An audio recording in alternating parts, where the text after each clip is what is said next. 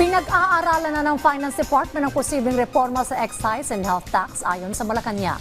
Para bawiin ang tinatayang 66 billion pesos na mawawalang kita ng gobyerno na sa panukal tax relief package ni Pangulong Ferdinand R. Marcos Jr. sa kanyang sona. Nagbabalik si Clazel Pardilia.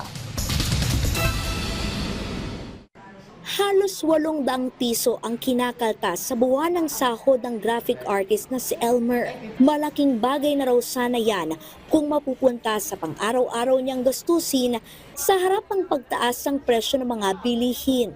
Magagamit ko na po yung 800 na yun for my 2 weeks na sa pagkain and for my gas po kasi nagmamotor po ako.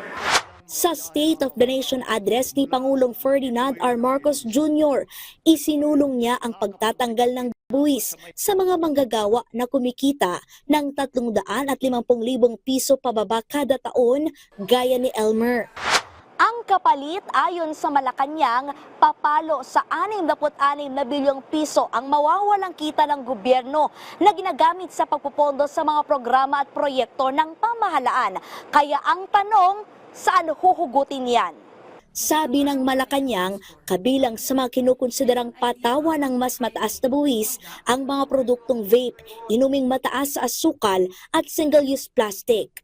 Sa ngayon ay pinag-aaralan na po ng DOF yung mga tax measures at ang posible na maaaring magkaroon ng pagbabago o reforma ay yung excise and health tax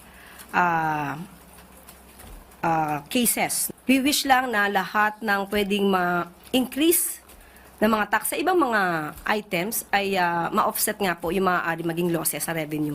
Sa bisa ng bagong executive order na inilabas si Pangulong Marcos, bibigyan naman ng insentibo ang mga kumpanya na magtatayo at gagawa ng mga electric vehicle at piyesa nito sa Pilipinas. May incentives na tax payment certificate na ibibigay ang gobyerno para sa mga kumpanya para sila ay mahikayat na mag-invest dito sa bansa.